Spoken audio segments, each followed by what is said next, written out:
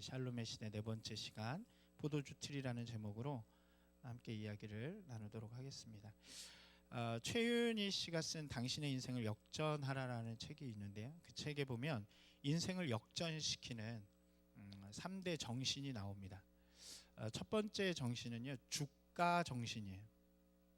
죽기 아니면 까무러치기라는 정신인데, 우리가 날마다 무슨 역경을 이겨내야 함을 이야기하면서 이 상상조차 할 수 없는 힘든 상황, 또 느닷없이 비상사태에 직면했을 때 무너지는 우리의 모습을 이야기합니다. 그렇죠. 우리 가운데 어려움이 있고 힘든 시간들이 있으면 우리는 쉽게 무너지기를 결정하는 것 같습니다. 근데 이 얘기를 하는 거죠. 딱 한 번뿐인 인생인데 어차피 죽을 거, 어차피 까무러칠 거 그냥 부딪혀 보자는 것입니다.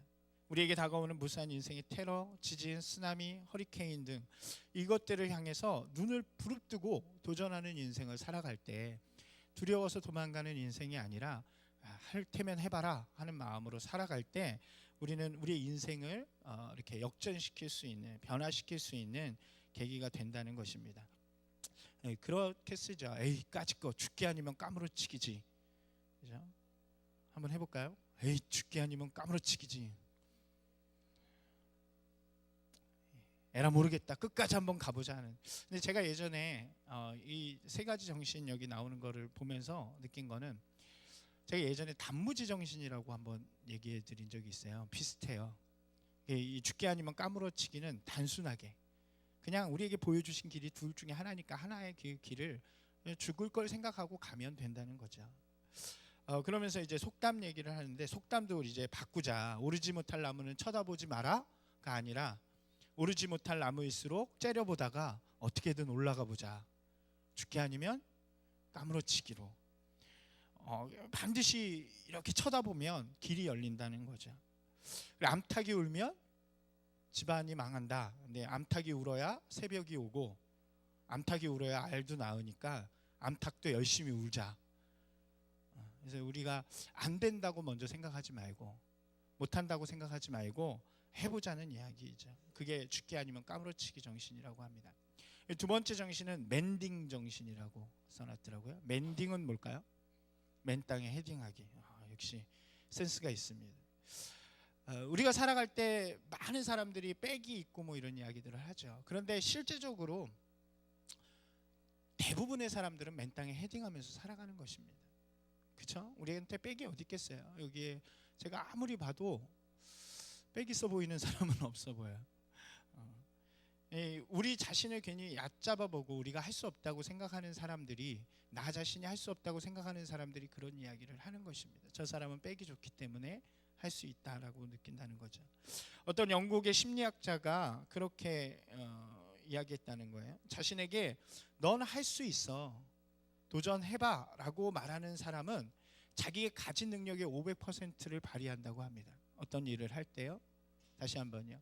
넌 할 수 있어, 한번 도전해봐, 너라면 할 수 있어 라고 스스로에게 이야기하는 사람은 어떤 일에 도전할 때에 자기가 가진 능력의 500%까지 발휘할 수 있는 능력이 나타난다는 거죠. 그런데 무엇을 할 때에 내가 뭘 하겠어, 너가 할 수 있는 능력이나 있어? 너는 조건도 안 되고 환경도 안 돼 라고 생각하고 시작하는 사람은 자신의 원래 능력의 30%밖에 발휘하지 못한다는 거죠.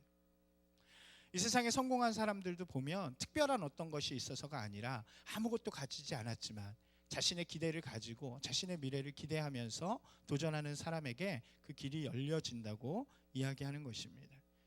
그러면서 도전하라고 이야기하죠. 난 할 수 있어. 한번 따라해 보실까요? 난 할 수 있어. 오늘 덥고 좀 그러니까요, 여러분들 크게 따라하세요. 아멘도 크게 하고 그러면 좀 좋지 않을까요? 죄송합니다. 혼자 웃어서. 조건이나 환경이 바라보는 게 아니라 나의 능력을 500% 발휘할 수 있는 그런 힘을 기르라고 이 책은 이야기합니다. 그리고 마지막 세 번째 정신이 깡벌 정신.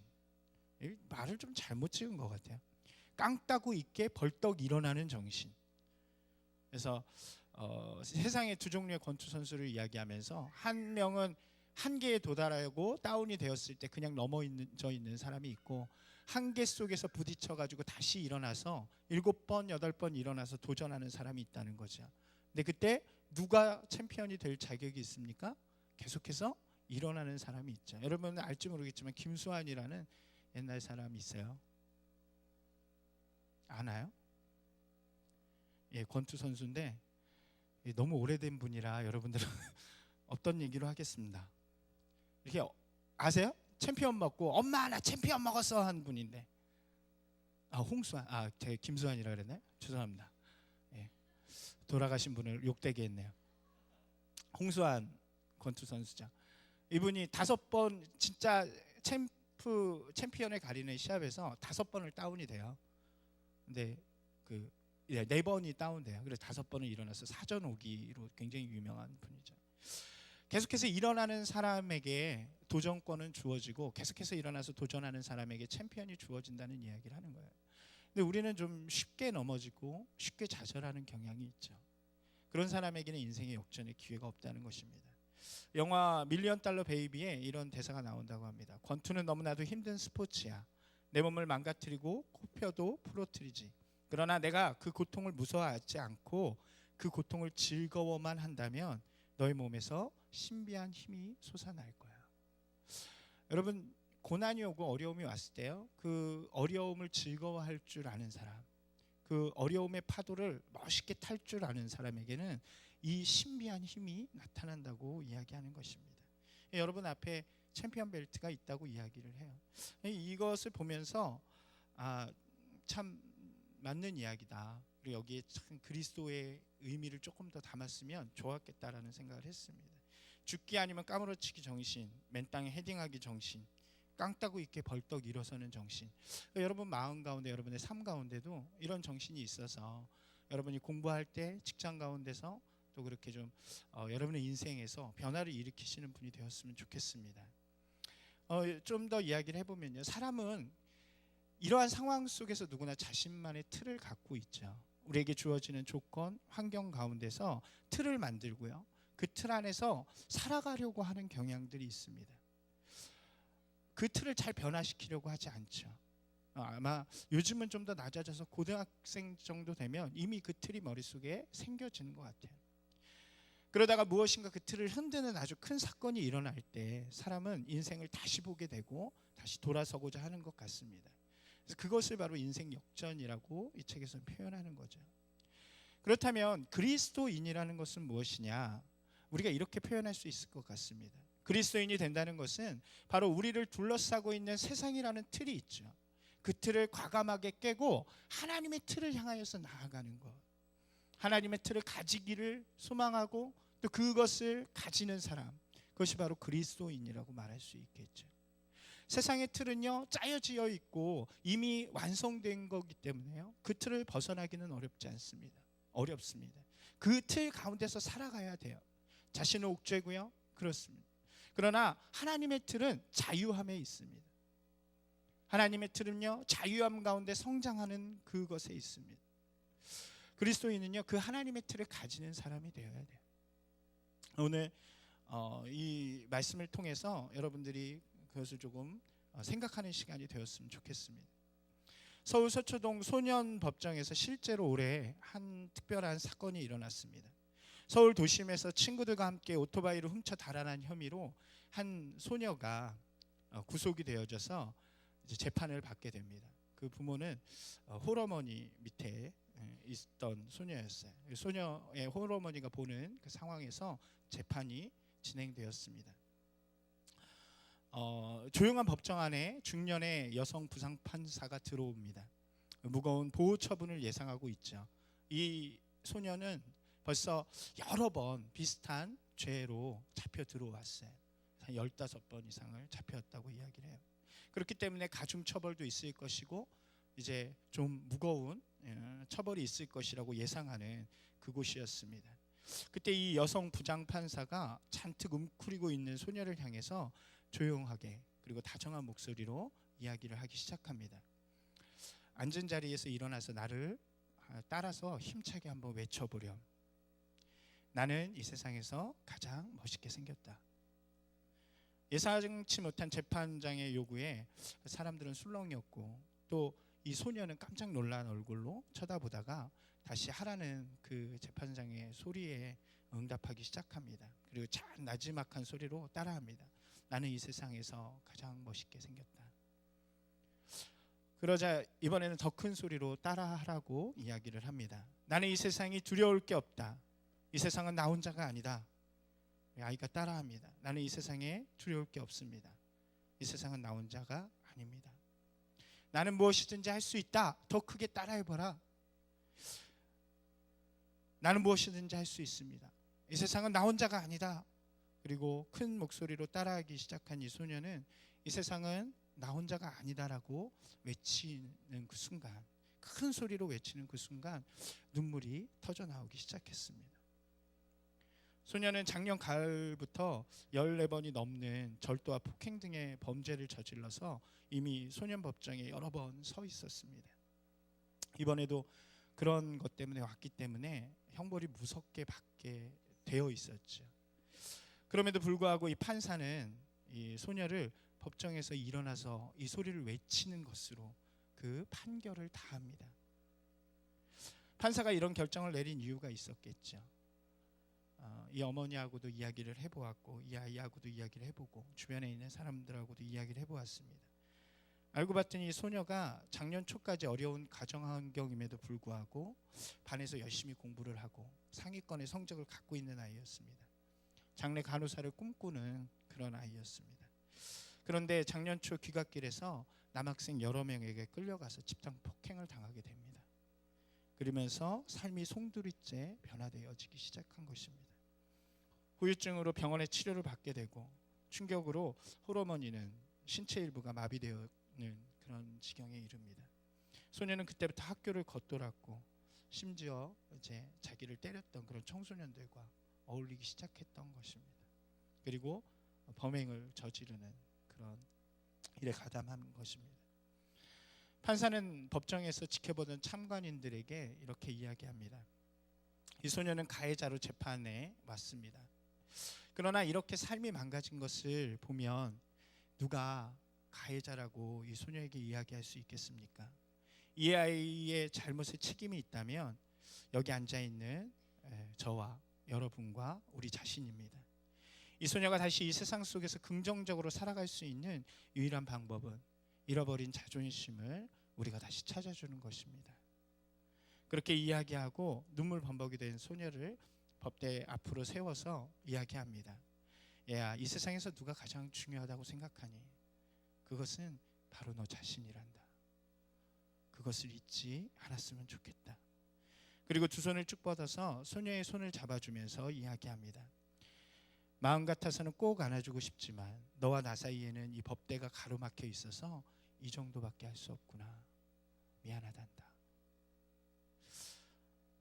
올해 4월에 서초동에 있는 법원청사 소년법정에서 실제로 일어난 일입니다.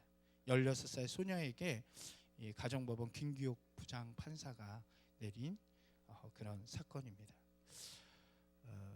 그 안에 있는 사람들이 모두 눈물을 흘리면서 감동을 받았겠죠. 어떻게 보면 이 아이는 자신에게 주어진 삶의 환경과 무게 속에 눌려서 자신이 살아갈 방법을 잘못 선택한 것입니다. 그때 이 김규옥 판사는 이 아이에게 정죄가 아닌 사랑으로 다가갑니다. 그리고 이 소녀에게 너의 진짜 모습은 지금의 모습이 아니라고 말해주는 것입니다. 너는 가능성이 있다고 이야기해 줍니다. 너는 가치 있는 사람이라고 이야기해 줍니다. 이 이야기는 여기서 끝나는 이야기가 아니죠. 이제 시작되어지는 이야기죠. 이 아이는 아마도 그의 인생에서 인생 역전을 시작하게 될 것입니다. 오늘 본문에 보면 이와 비슷한 이야기가 등장하죠. 바로 우리가 잘 아는 기드온의 이야기입니다. 기드온이라는 인물을 우리가 잘 압니다. 300명의 용사 그리고 미디안을 물리친 그런 위대한 사사로 기억합니다. 그는 큰 용사였습니다. 이스라엘을 구원한 위대한 사사였습니다. 그를 통해서 이스라엘은 40년의 샬롬의 시대가 이루어지게 됩니다. 그러나 우리가 오늘 읽은 본문 속에서 그는 결코 큰 용사가 아니죠. 그는 두려움 속에 빠져있는, 그래서 자기 자신 하나 책임지지 못하는 약하고 무기력한 겁쟁이로 보입니다. 이 전에 무슨 일이 있었냐면 5장에 보니까요, 여자 사사 드보라가 등장합니다. 그리고 그로 인해서 샬롬의 시대가 선포되어집니다. 무려 40년이라는 기간 동안 이스라엘은 하나님의 보호 아래 살아가는 샬롬의 시대를 경험하게 되었습니다. 복을 누리는 인생이 되었습니다. 그러면은 잘 살아야죠. 하나님이 주시는 은혜 가운데서 하나님이 주시는 복을 누리면서 잘 살아야죠. 그런데 익숙함이 이 마음 가운데 또 들어온 것 같습니다. 그래서 이스라엘 백성들은 또 범죄를 하게 되었습니다. 하나님이 주시는 복을 누리는 인생이 아니라 세상의 복을 추구하기 시작합니다. 제가 저번 시간에 말씀드렸죠. 하나님의 복을 누리는 인생이 아니라 세상의 복을 추구하는 순간 죄악이 그 안에 들어오기 시작한 것입니다. 우상을 세웠다고 말씀드렸죠. 바알과 아세라를 또 세우기 시작합니다. 풍요의 신, 욕망의 신 바알과 아세라를 섬기기 시작하는 것입니다. 이들이 보이는 우상을 섬기기 시작하면서 보이지 않는 하나님을 두려워하지 않기 시작합니다. 바로 이것이 죄악입니다.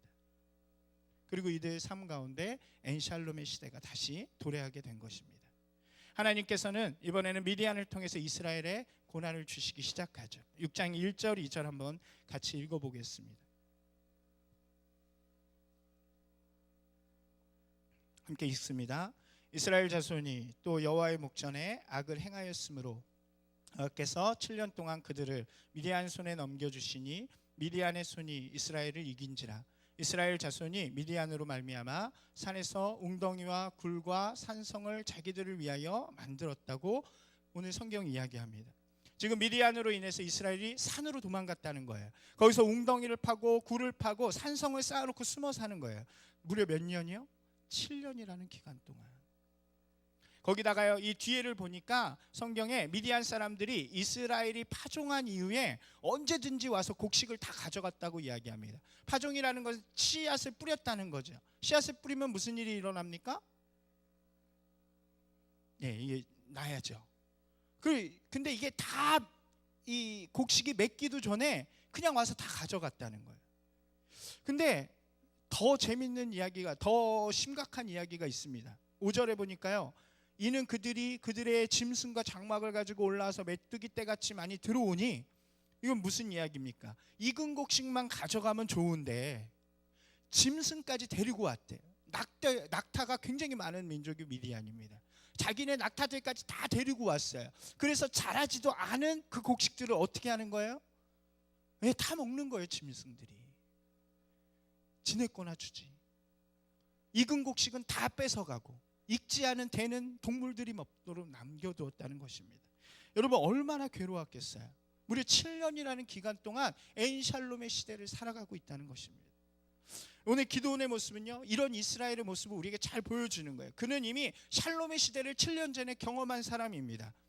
너무나도 행복한 시대를 경험했어요. 하나님이 함께 하시면 얼마나 아름다운 시대인지를 경험한 사람이에요. 그러나 죄로 인해서 그 샬롬을 잃어버리고 이제 고통과 고난의 시간을 경험하고 있는 것입니다. 고통의 상처가 있어요. 7년이라는 기간 동안 너무나도 아팠어요. 힘들었어요. 그리고 무기력한 자신을 보기 시작합니다. 여전히 자신의 상황과 환경은 어려워요. 곡식이 좀 익을라 치면 다 가져가고 이 주변에는 계속 위협이 있습니다. 그때 그는 어디로 들어갑니까? 그는 포도주 틀로 들어가는 거예요. 먹고 살기 위해서 지금 환경 속에서 도망하여서 어떻게든 살아보려고 포도주 틀에 들어가서 밀을 까먹고 있는 것입니다. 예전에 제가 이 설교는 한번 한 적이 있어요. 밀은 어디서 까야 합니까? 여러분 직접 해보진 않았어도 TV나 왜 6시 내 고향 그런 거 안 보시나요? 거기 보면은 타작하는 장면이 나오잖아요. 옛날에 어떻게 했죠? 혹시 아시나요? 쫙 깔아놓고 이 뭐라 그러죠 이걸? 홍두깨라 그러나요? 도리깨? 제가 오늘 단어가 좀 이상하네요. 이걸로 때리잖아요. 이게 타작하는 거예요. 타작하는 거예요. 요즘은 뭐 탈곡기 뭐 이런 게 있었지만 옛날엔 그물. 그럼 어디서 해야 돼요? 이렇게 넓은 마당에서 해야 되는 거예요. 근데 지금 기드온은 어디로 갔대요? 포도주 틀로 갔다고 합니다. 포도주 틀은 뭐냐면 여러분들이 영화에서 본 적이 있으실지 모르겠지만 이런 나무로 된 동그란 틀이에요. 그럼 거기다 포도를 수확해서 다 집어넣죠. 그리고 그 안에 들어가서 어떻게 해요? 막 밟잖아요. 그러면 즙이 생겨서 나오죠. 그게 바로 포도주 틀이에요. 포도주 틀은 어디 있을까요? 여러분, 타작마당은 어디 있어야 될까요? 밖에 넓은 뜰에 있어야 돼요. 모든 사람이 볼 수 있는 곳에 있어야 돼요. 포도주 틀은 어디 있어야 될까요? 포도가 나는 곳에 있어야 돼요. 산에 있어야 돼요. 지금 기드온은 자기를 위협하는 상황 가운데, 정말 무서운 상황 가운데 자기가 먹을 밀 가지고 숨어 들어가서 포도주 틀에서 그걸 까고 있는 거예요. 왜요? 지 혼자 처먹으려고요. 자기 혼자 먹는, 자기 어떻게든 살아보려고 그렇게 있는 거죠. 이것이 바로 기드온의 모습인 것입니다. 여러분, 우리의 모습은 어떻습니까? 우리에게 세상의 경험들과 고난들이 있죠. 우리 앞에 놓여있는 세상의 문제들로 인해서 우리도 세상의 틀을 만들죠. 또 그 안에 들어가서 그 틀에 맞도록 살고 있죠. 여러분, 어떻습니까? 자신을 바라볼 때 주어지는 한계 때문에, 또는 열등감 때문에 좁은 틀, 아주 작은 틀을 만들어 놓고 그 안에서 숨어 있지는 않습니까? 내가 가지고 있는 환경과 능력 때문에 숨어서 밀이나 까먹고 있는, 나는 이것밖에 못해, 나는 잘해봐야 이거야,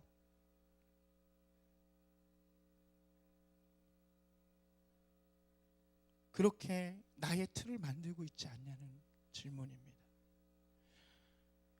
여러분, 오늘 그 틀 속에서 밀을 까불고 있는 기드온에게 하나님께서 찾아오십니다. 그리고 말씀하십니다. 큰 용사여, 여호와께서 너와 함께 계시도다. 오늘 동일하게 여러분 가운데 이 음성이 들리기를 소망합니다. 큰 용사여, 큰 용사여, 여호와께서 너와 함께 계시도다. 내가 너를 보냈고 내가 너와 함께 하겠다. 내가 너를 통해서 나의 일을 이루겠다. 기드온은 그 포도주 틀에서 나옵니다. 하나님의 말씀에 거할 때 큰 용사가 되기 시작합니다. 사랑하는 여러분, 오늘 여러분을 붙잡고 있는 모든 틀에서 해방되어지는 놀라운 역사들이 일어나길 소망합니다. 주님이 주시는 자유함이 있어야 돼요. 그리스도인은요, 모든 속박으로부터 자유함을 얻는 민족이에요. 기드온이 포도주 틀을 깨고 세상으로 나올 수 있었던 몇 가지 모습이 있죠. 오늘 말씀 속에서 보면요, 가장 중요한 것은 지금 자신의 모습이 원래 자신의 모습이 아니라는 걸 깨닫는 거예요. 한번 다시요. 지금 나의 모습이 원래 나의 모습이 아닌 것을 깨닫는 것이 너무나도 중요합니다. 이거 우리가 왼손잡이 할 때 한 번 더 말씀드렸던 것 같아요. 뭐라고 했죠? 나의 전성기는 지금이 아니다. 한번 따라서 하시겠습니다. 나의 전성기는 지금이 아니다. 여러분, 여러분의 전성기는 지금이 아니에요. 여러분의 진짜 멋진 모습은 지금이 아니에요. 지금 어쩌면 저 아래에 있는 사람일지 몰라요. 여러분, 저 진짜 멋있는 사람을 꿈꾸는 사람이 돼야 돼요. 나의 진짜 모습은 지금의 모습이 아니에요. 어려움이 찾아왔을 때 산으로 굴로 도망하는 나의 모습, 나를 둘러싼 고난 때문에 포도주 틀로 들어가는 그런 나의 모습, 죄의 유혹 속에서 늘 넘어져가지고 죄책감 속에서 시달리는 나의 모습, 하나님 앞에 부끄러울 정도로 살아가는 나의 모습, 꿈이 없고 희망이 없어 그저 하루를 살아가고 있는 나의 모습이 나의 모습이 아니라는 거예요. 여러분의 모습이 아니에요. 지금 환경 때문에, 조건 때문에 작은 틀 가운데 갇혀져 있다는 것이에요. 우린 누구입니까? 나는 누구입니까? 여러분, 하나님이 만드신 하나님의 형상을 가진 하나님의 사랑을 받는 자예요. 나는 하나님의 아들이에요. 예수 그리스도의 피값으로 산 귀한 몸이에요. 여러분, 피 얼마예요? 예수님의 피값, 하나님의 피값.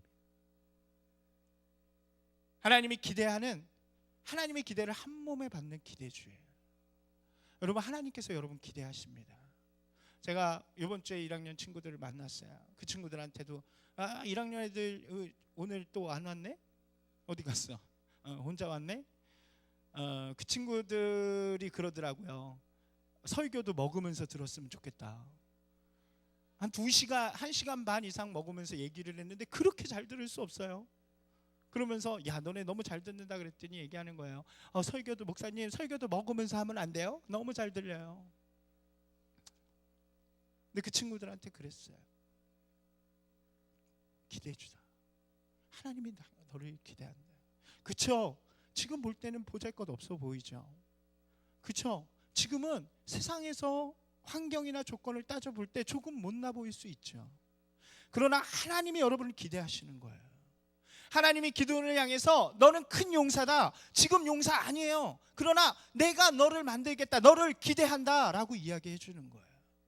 여러분, 하나님의 음성 가운데 귀 기울이세요. 하나님 여러분 기대하세요. 저도 여러분 기대해요.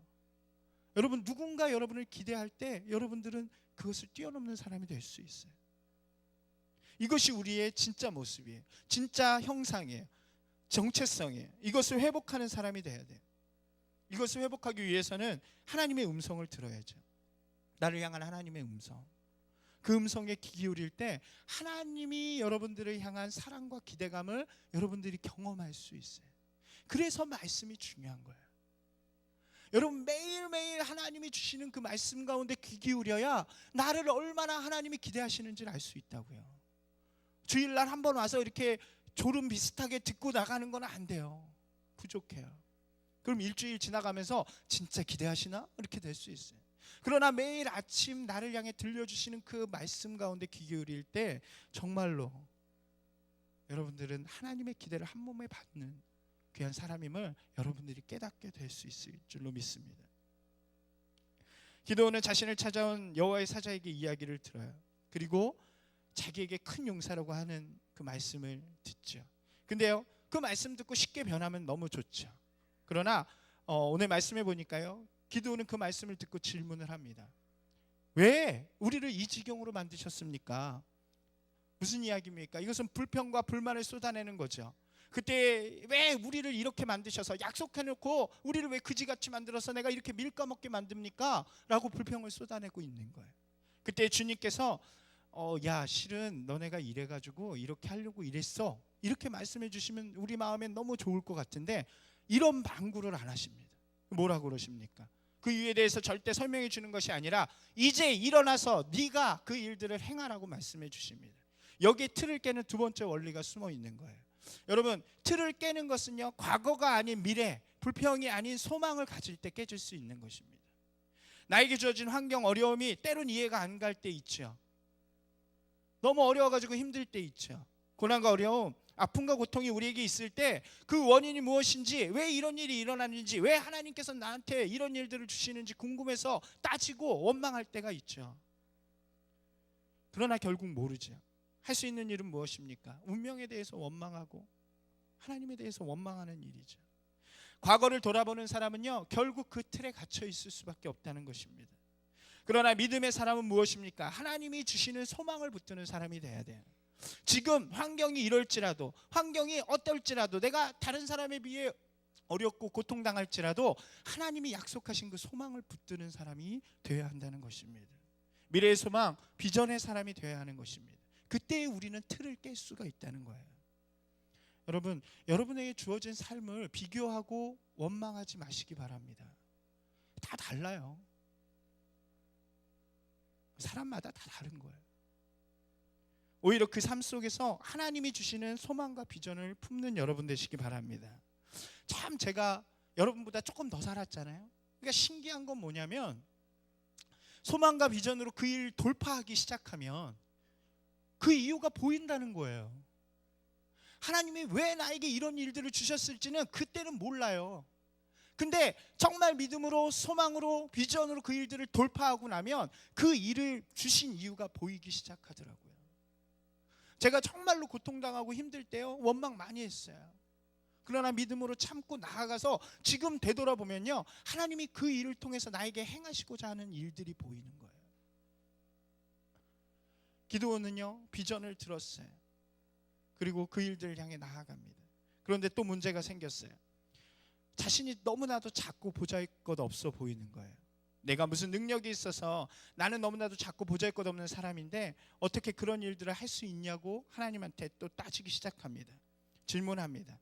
우리도 그렇게 질문할 수 있죠. 해결이 다 됐어도, 내가 진짜 위대한 사람이야, 기대주야, 하나님께서 나에게 이 일들을 하실 거야. 근데 지금 내 앞에 닥쳐진 이 일들 가운데 그렇게 질문할 수 있겠죠. 하나님, 저는 너무 작아요. 보잘것 없어요. 그때 하나님께서 또 말씀하십니다.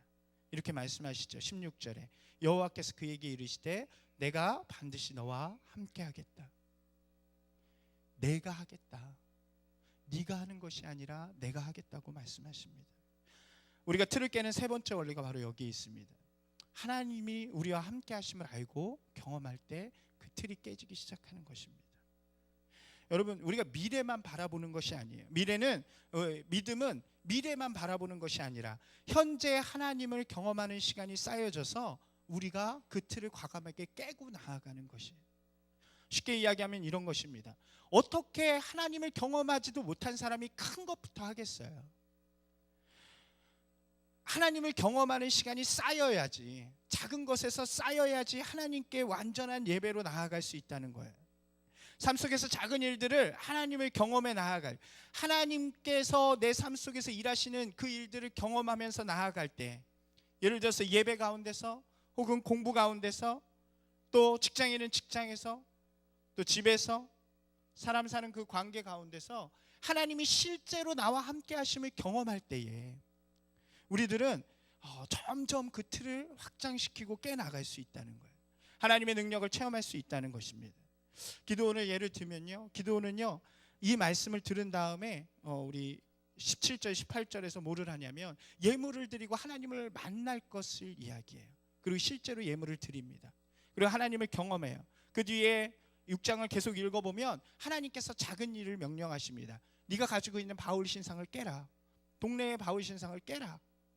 두렵죠. 그런데 그 작은 일 속에서 순종을 합니다. 그리고 하나님을 경험합니다. 그리고 그 다음에는 또 나팔을 불어서 군대를 모으라고 이야기합니다. 하나님께서 기드온이 순종하며 나아갑니다. 그리고 그 일들을 경험해요. 무슨 이야기입니까? 그러고 나서 기드온은 용사가 되었다는 거예요. 여러분, 삶 속에서요 우리가요 믿음이라고 그러면 너무 큰 것만 생각해요. 미래에 선교를 나가느니 생명을 드리니, 그죠? 생명은 다 준대. 근데 그게 중요한 게 아니라 오늘 내 삶 속에서 하나님을 경험하는 일들이 있어야 한다는 거예요. 오늘 나의 삶 속에서 하나님을 만나는 일들이 있어야 한다는 거예요. 여러분, 그걸 위해서 아침마다 작은 일을 가지고 기도하는 사람이 돼야 돼요. 오늘 내가 누구를 만날 건데 이 친구가 좀 하나님을 안 믿어요. 오늘 대화 속에서 하나님을 좀 선포하게 해주세요. 오늘 학교 가면 술자리가 있는데 제가 맨날 못 이겨요. 좀 이길 수 있게 해주세요. 그런 작은 일들 속에서 하나님을 자꾸 경험하는 거예요. 그럼 그 일들이 쌓이면 하나님께 우리의 생명까지도 드릴 수 있는 결단들이 나온다는 거예요. 여러분, 우리가 어떻게 믿음만 가지고 이 세상을 틀을 깨겠어요? 여러분, 돈 포기할 수 있어요? 여러분, 생명 포기할 수 있어요? 성공 포기할 수 있어요? 못하죠. 지금은. 언제 할 수 있습니까? 여러분의 삶 가운데서 작은 것들이 포기되어질 때에, 작은 것들 속에서 하나님의 역사를 경험할 때에 목숨까지도 돈까지도 성공까지도 포기하는 사람이 될 수 있다는 거예요. 하나님의 틀을 가진 사람이 된다는 거예요. 여러분 가운데 하나님을 경험하는 일들이 일어나기를 소망합니다. 손가락으로 5가지 하나님을 경험하는 좀 실제적인 일들을 했으면 좋겠어요. 제가 5가지로 그냥 만들었는데요. 이겁니다.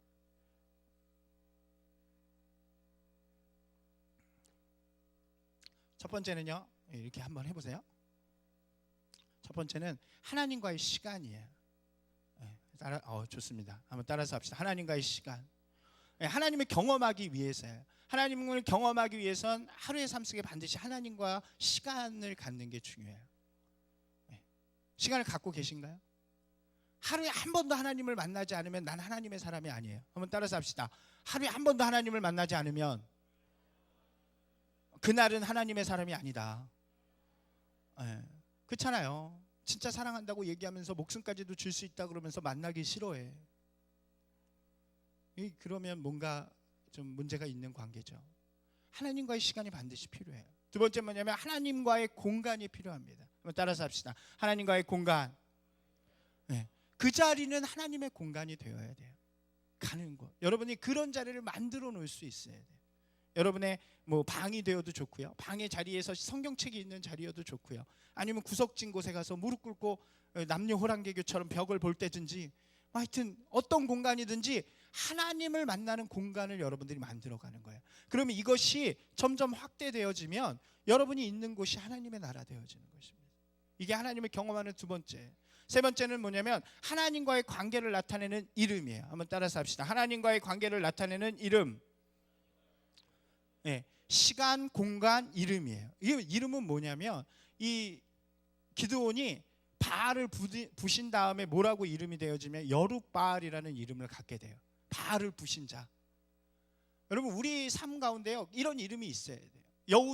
여호수아, 그 정복의 사람, 하나님의 나라를 이루어간 사람, 다윗 믿음의 왕, 승리의 왕, 아브라함 믿음의 조상, 이런 것처럼 내 이름 앞에 여러분들이 하나님과 경험할 수 있는 이름을 붙이는 게 중요해요.